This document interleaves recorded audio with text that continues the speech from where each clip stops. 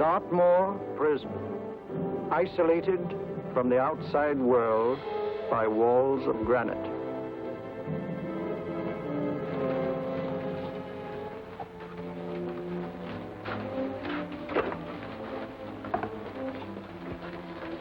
They say you could get out of here by merely telling what you know. You may or may not be another Scotland Yard bloke. But I'll give you the same answer I gave the others. I still have 2 years, 8 months, and 6 days left in which to make musical boxes. That'll be sold at auction for the benefit of this delightful sanctuary. And I intend to serve them.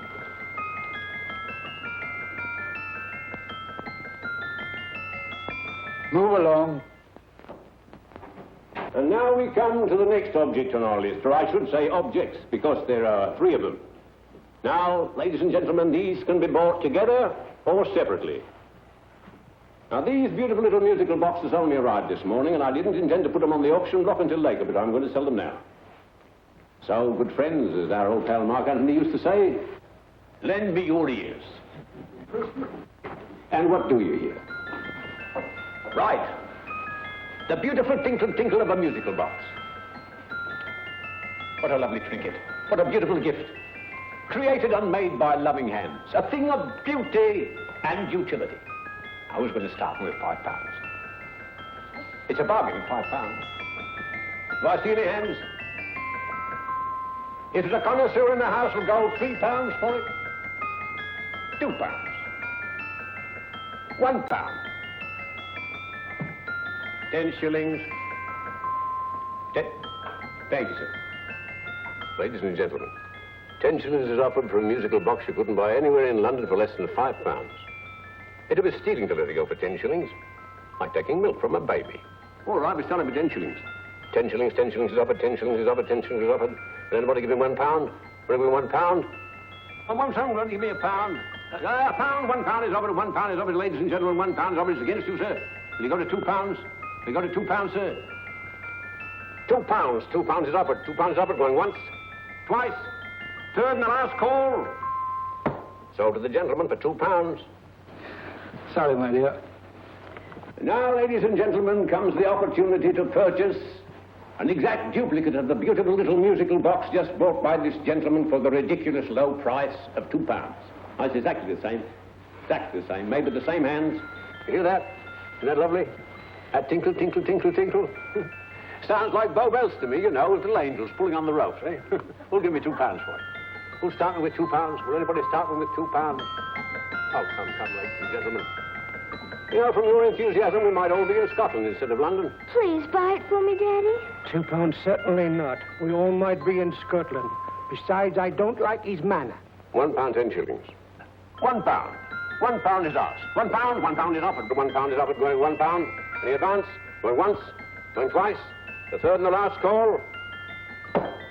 Sold to the lady for £1. Smart bidding, my dear. Thank you. We come to the third and last of these beautiful little musical boxes. Exactly the same. Tinkle, tinkle. Isn't that lovely? Ladies and gentlemen, I don't bring you here to gull you and swindle you. This is the exact replica of the 2 I just sold before.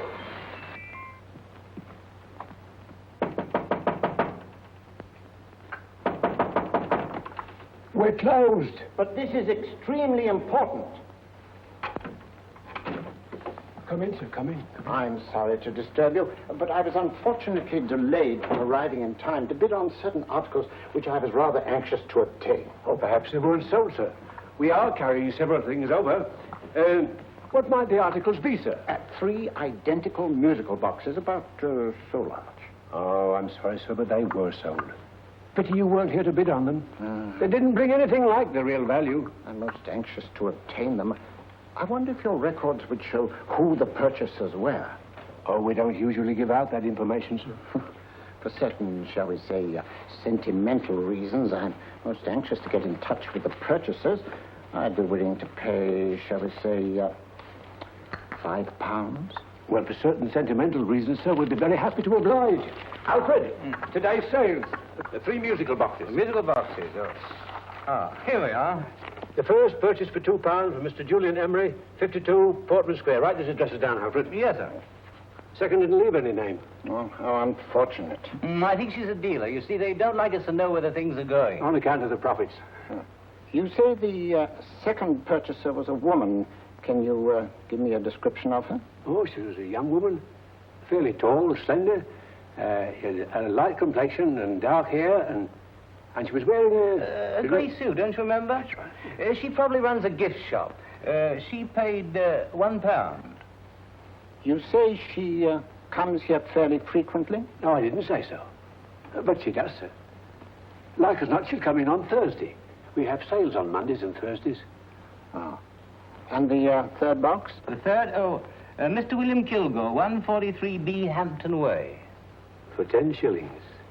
Quite a drop from £2. Mr. Kilgore was a Scotchman. Oh.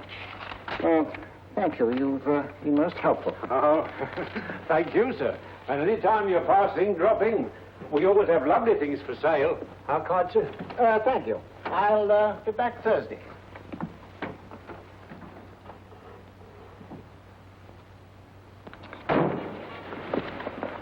The message reached us too late. Musical boxes are being sold. Well, let's get out of here.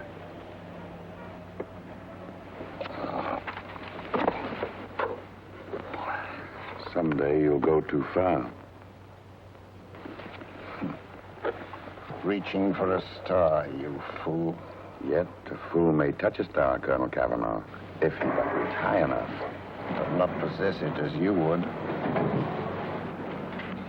The musical boxes, they're being sold. What a pity for you, my dear Colonel. Is it my fault that the message reached us only an hour ago? Is it my fault that they were sold? You can't hold me responsible for that. Hope for your sake you're right.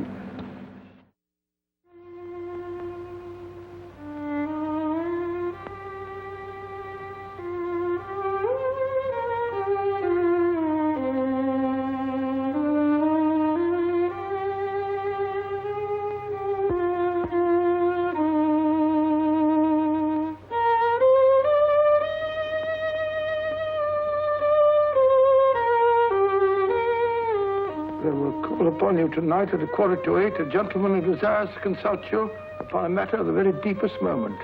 Do you remember that letter, Holmes? It was written over 2 years ago. An interesting case, devilishly interesting. Irene Adler. What a striking-looking woman from the brief glance I had of her. Seems only yesterday. What charm. What poise, and what a mind.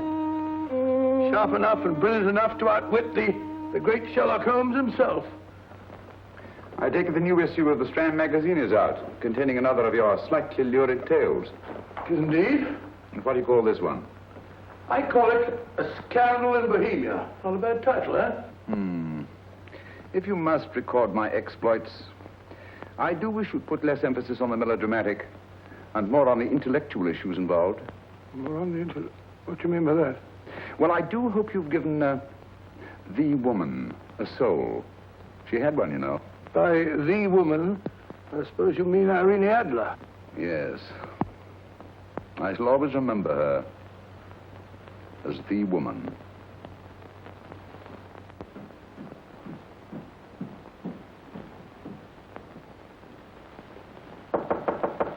Sorry. I think. That's the old boy. How are you? How are you, old boy? I haven't seen you for years. I want you to meet my old friend Sherlock Holmes. Holmes, this is Stinky. In other words, Julian Emery. How do you do, Mr. Emery? Watson has often spoken of you. Oh, has he? Yes, we were at school together. Yes, more years ago than I care to remember, but you didn't come in here just to remind me of that. No, I just happened to be in the neighborhood and saw your lights burning, so I took the liberty of looking you up. Still writing your mystery stuff? Yes, there's a new one out this week. Good, I never miss them. Oh, good, thanks. I say that bandage makes you look very interesting. Still poking your nose into other people's business as usual? Who hit you? I haven't the foggiest notion. Somebody knocked me on the head in my own living room, and then proceeded to commit the most idiotic burglary you ever heard of. Fellow must have been balmy as a coot. Balmy? Why? Come sit down, old boy. Yes. You like a cup of tea? Huh? Oh, all right. I'll go and tell Mrs. Hudson. Why do you say the robbery was idiotic, Mr. Emery? Oh, simply from the fact that with about £5,000 worth of musical boxes in my living room, the thief, who I caught in the act, made off with one that isn't even worth £5. I gather you're a collector of musical boxes. Yes, I am indeed. Some of them very beautiful, but not the one that was stolen. The thief evidently grabbed the first thing that came to his hand when he heard me coming into the room. Still, it's rather odd, isn't it, that having disposed of you, he didn't pick up something more valuable. Well, is there anything unusual about the stolen box? No, nothing at all. I picked it up in the south of France, several years ago.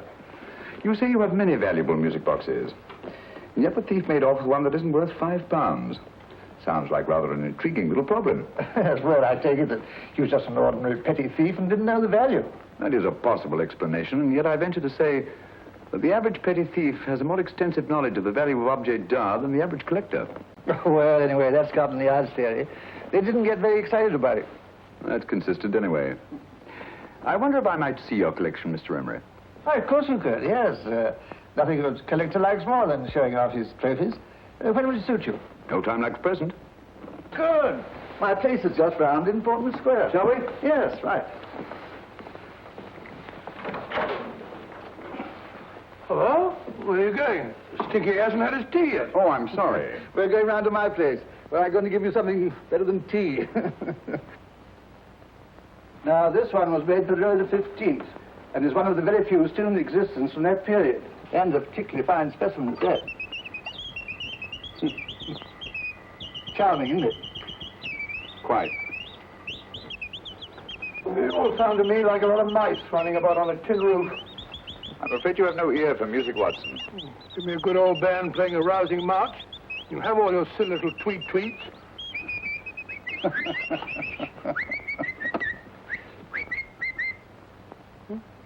Another room. This is me.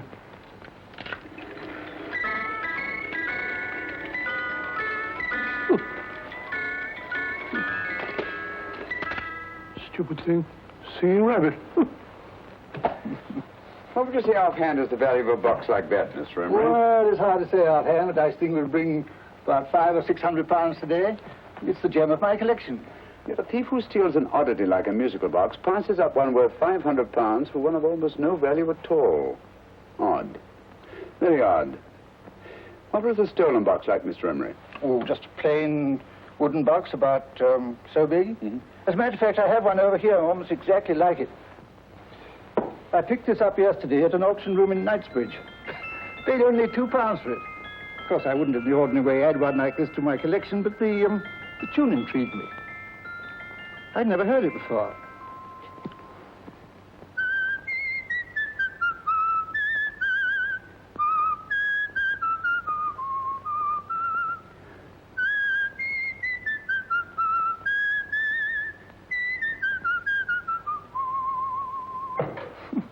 You have a remarkable ear for music, Holmes. Rather an unusual melody. Sit down, will you? Thanks. You say you bought that box at an auction sale yesterday? Yes, the Gaylord auction rooms in Knightsbridge. Run by old, what's his name? Crabtree. That's the man. At what time was the robbery committed? Oh, about 3 o'clock this morning.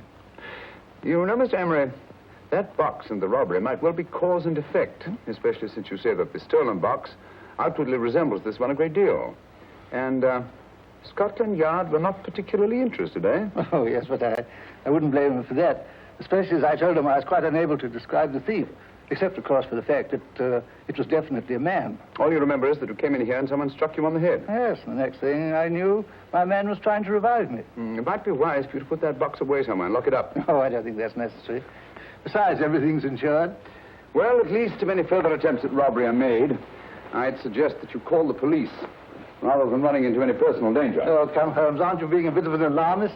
Possibly. Well, Mr. Gray with old Stinky. Seems to me you are making rather a mountain out of a molehill. Molehill is the word, old boy, and it's time you were in bed. Thanks so much for letting us see your place. Now, it's been glad meeting you. Holmes, I can't understand why you were so mysterious. Seems to me the petty thief explanation was the only sensible one. Really? I can't see how you can believe it was anything else. I didn't say I believed it to be anything else. The petty thief theory is the obvious one, I grant you. However, it's often a mistake to accept something as true merely because it's obvious. The truth is only arrived at by the painstaking process of eliminating the untrue. We are not able to do that in this case without further data. Rubbish, you're pulling my leg. You're trying to turn a tuppenny halfpenny robbery into an international plot. No, I'm not. I just hope that your friend Stinky is a little more cautious in the future. Just in case.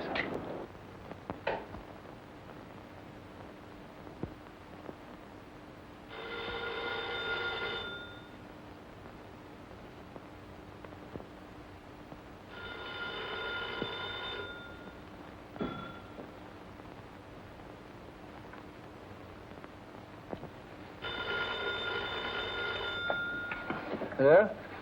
Yeah? Julian Emery here. Who?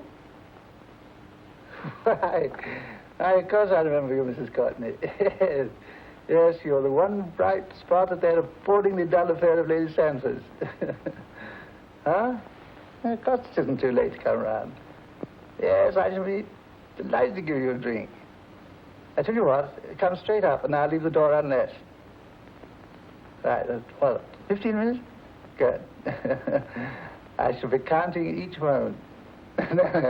No, I mean that, really. Right, goodbye.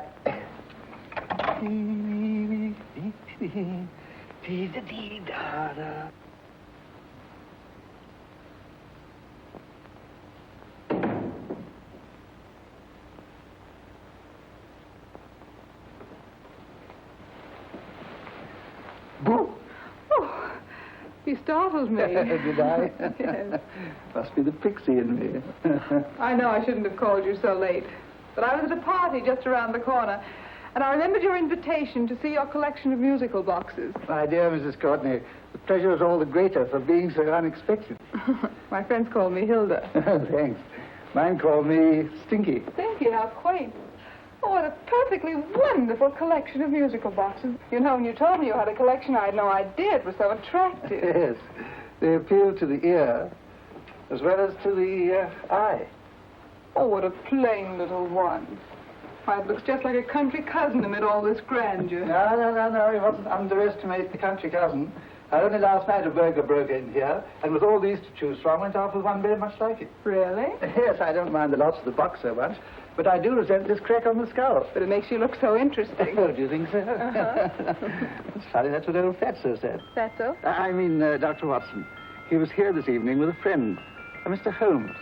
He's interested in my collection, too. Sherlock Holmes? Yes. Do you know him? I've heard of him. Yes, he seems to think I'm in some sort of danger. What a haunting tune. It takes me right back to my childhood. Really? You know, it's odd that you should be interested in that particular musical box. Odd? Why? Because Mr. Holmes is also interested in it. He may have been more interested in the tune than in the box. My dear, yes, that's right. I remember now. He whistled it note for note, having heard it only once. Really? He must be a remarkable man. Bit of an alarmist, if you ask me. Don't you believe in warnings? Of course not. Who'd want a box like that? I would. You're not serious. Oh, but I am. Well, you put me in a very awkward position. I'm a collector, you know. And the collector buys but never sells. But if the price were high enough... The price has nothing to do with it. It's the principle of the thing. Yes, well, we haven't had our drink. No, thanks. I must be getting along. Must you really? I'm afraid so. You're not walking out on me, are you? My reputation. Stinky. I say, you know, you are an attractive woman. Thanks.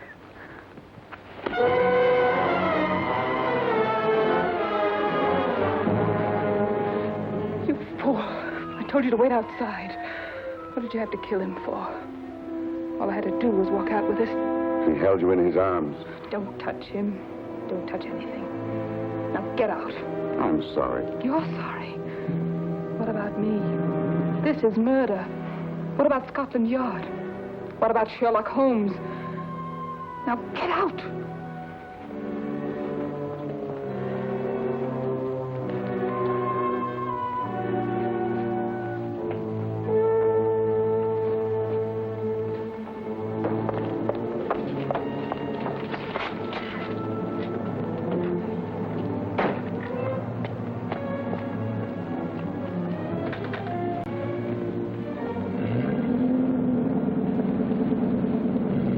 did it? Good. Did you have any trouble with him? Just a matter of murder. Mr. Holmes. Hopkins? Thanks for coming so promptly. Inspector Lestrade suggested that I call through to you. Mr. Emery was the client of Mr. Holmes, Inspector. Indeed. You didn't mention that when I telephoned you, Mr. Holmes. Well, not exactly a client, Inspector. Sergeant Thompson? He was killed between the hours of 11 and 2 o'clock this morning, Mr. Holmes. Must have been someone he knew, someone of whom he had no suspicion. Poor old Stinky. It's all my fault. I should have prevented this. Well, it's no time to start talking about that now, Doctor. Apparently it's gone. That's the second attempt on the musical box that Emery bought at the auction sale. And this time it was successful. But that box was only worth £2. It was worth a man's life, Watson. I think we'd better pay a visit to Gaylord's auction room and that fellow Crabtree. Inspector, may I suggest that you make a complete search of this flat for a small, plain, musical box about that size? Thank you. Come on, Watson. You say the first box went to Mr. Julian Emery. The second to Mr. Kilgore, 143B Hampton Way. And the third to the unidentified young lady who presumably has a shop and lives near Golders Green. That's right, Mr. Holmes. Isn't it rather strange, Mr. Crabtree, that you should have had 3 identical musical boxes all playing the same tune? Where'd they come from? Dartmoor Prison. Dartmoor? Yeah, we get a regular shipment from there every month. The inmates manufacture them. Well, they make all kinds of things, you know, pipe racks, waste paper baskets, musical boxes. Did you happen to notice if anyone showed any particular interest during the auction in the purchasers of these 3 boxes? Oh, come on, Mr. Crabtree. This is very literally a matter of life and death. Well, since you put it that way, Mr. Holmes, there was a gentleman came in here about an hour after closing time, and he was in an awful state, he was. He gave me £5 to tell him where the boxes had gone to. He said they had a sentimental value for him, sir. Expensive sentiment. Can you describe him? He was tall, distinguished looking, and he had grey hair and a moustache. He was quite a gentleman, sir. What was his reaction when you were unable to supply him with the address of the young lady who owned the shop? I told him the young lady usually come back on Thursday. He said he'd come back on Thursday. Now, that's tomorrow. Thank you, Mr. Crabtree. You've been very helpful. Thank you. Come along, Watson. Where are we going now, Holmes? To the home of Mr. Kilgore, and then aboard the 3rd box.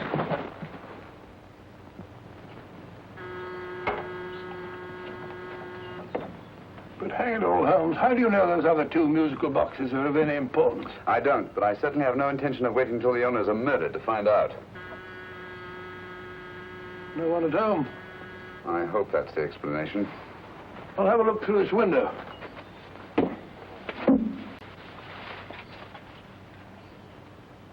Doesn't seem to be anyone there. The whole place seems deserted as far as I can see. Yes. Mr. and Mrs. Kilgore at home? No. When do you expect them? Oh, in an hour or so. There's no use your hanging about. They don't buy nothing from peddlers. Peddlers? My good woman, this is Mr. Sherlock Holmes. Sherlock Holmes? Oh, go on. Do you mind if we come in and wait? My business is rather urgent. Well, I've got to go out and do my shopping. And I don't know if Mrs. Kilgore would like any strangers nosing about. Quite all right, I assure you. Well, I've got to be off. You two wait in the parlor. And no smoking either. Mrs. Kilgore says it smells up the house. Funny old girl, Holmes.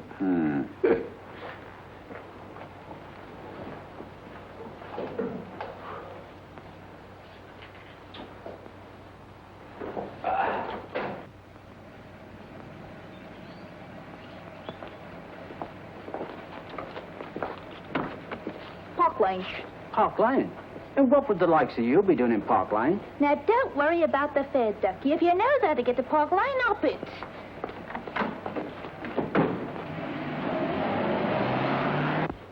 Holmes, I've been thinking. There must have been something hidden in that box of old Stinky's.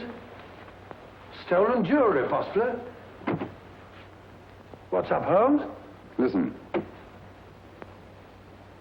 What's just the steam in the water pipes?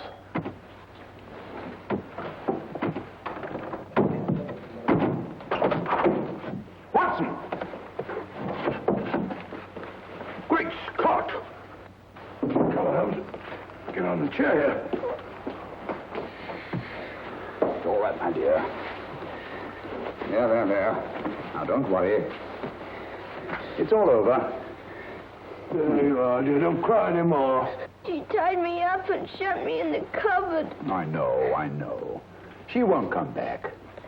Did you show her your new musical box? Yes, she said she wanted to hear it play, and as soon as I showed it to her, she grabbed all of Oh, I know. Now, don't worry, nobody. We'll buy you a new musical box. Yes, my dear, the best one in London. Watson. Oh, what a fool I've been. What do you mean, Holmes? She took the musical box out of this house and that market basket, right under our very noses. Why could the Kilgore charwoman want to take the music box? She isn't a Kilgore charwoman. She's a consummate actress. An extremely clever, unscrupulous woman who will stop at nothing. Take care of her child, will you, Wolfella, till her parents get back. Explain everything to them. Of course I will. But, Holmes, where are you going? Somewhere, somehow, I must get to the young lady who bought that third musical box before our opponents find her. I only hope that I won't be too late. Oh, no. No, darling, you mustn't cry anymore. Now, cheer up. Would you like to hear old Uncle make a noise like a duck?